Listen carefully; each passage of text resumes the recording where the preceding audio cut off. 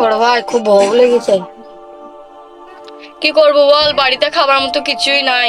হে আল্লাহ, আপনি কিছু করেন। যাই জমিদার বাড়ি যাই, যদি কিছু পয়সা পাই তাহলে একটা ব্যবসা খোলা হবে। বেশ, তাহলে যাও, যেতে কিছু টাকা পাওয়া যায়।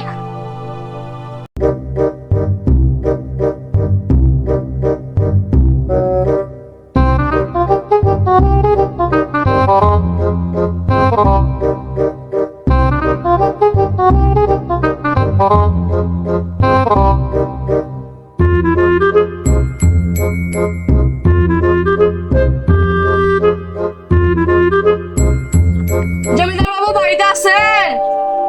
হ্যাঁ আছি, কি হলো? একটু দরকার ছিল। কি দরকার? ভিতরে এসো। জমিদার বাবু কিছু টাকা দরকার ছিল তো। কি সত্য? 1 মাসের মধ্যে টাকা ফেরত দিতে হবে, না চাই তার ডাবল টাকা লাগবে। বলো রাজি? জি। বেশ, বলো কত টাকা লাগবে। 5-6 মতো হলেই হবে। বেশ, তুমি দাঁড়াও, আমি আনছি।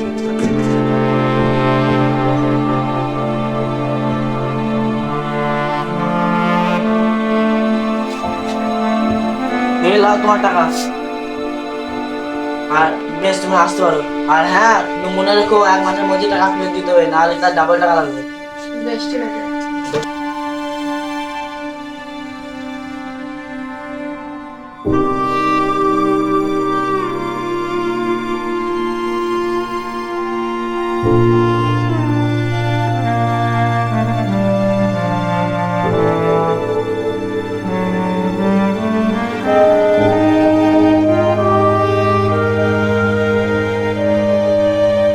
বড় ভাই টাকা পেলা? হ্যাঁ, টাকা পেলাম। তা ক 1000 টাকা পেলা? 5,000 টাকার মতো পেলাম। তাহলে কিসের ব্যবসা খুলবো ভাবছো? চো দেখি। আমার যদি হাঁড়ি পতলার ব্যবসা খুলি তাহলে কিরকম হয়? তাই হোক। তাহলে একটা সাইকেলও তো দরকার। যা যা লাগবে তাহলে একটা লিস্ট বানা। তাহলে আমি আনি।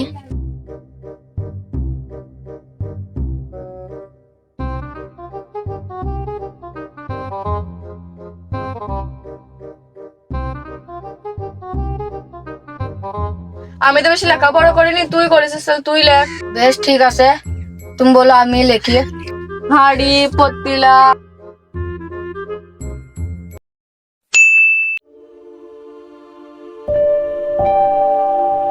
কি করব, 1 মাস তো হয়েই গেল, জমিদার বাবুকে টাকাও দিতে হবে, আর একটা ব্যবসা খুললাম সেটাও লস হয়ে গেল। হ্যাঁ, তো ডাকছি জমিদার বাবু। চলো গেছি।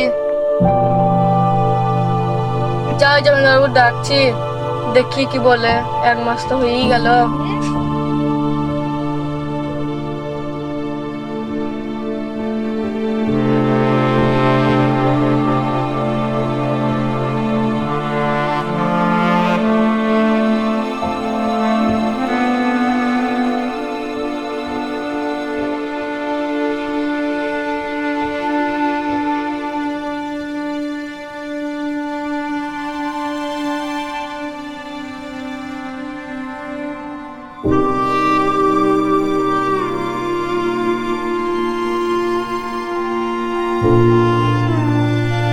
কি হলো জমিদার বাবু?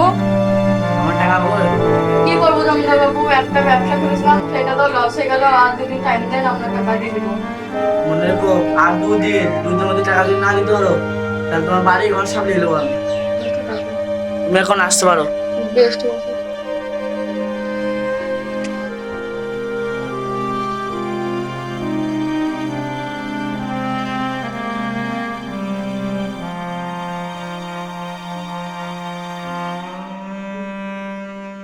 এত টাকা কোথাও পাবো?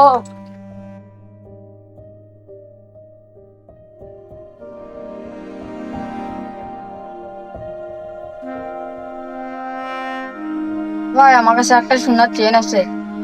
এই দেখো, এটা যদি জমিদার বাবুর নেয় তাহলে এটা একবার নিয়ে যাও। দে দেখি,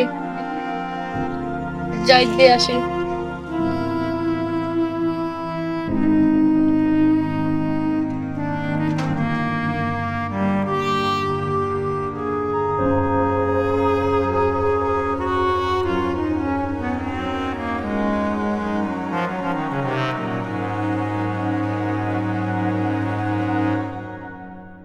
জমিদার বাবু এখানে এই চেনটা নেন। এটা কিসের চেন? এটা সোনার চেন। বেশ, তুমি এখন বাড়ি যাও, তোমার টাকা শোধ হয়ে গেছে।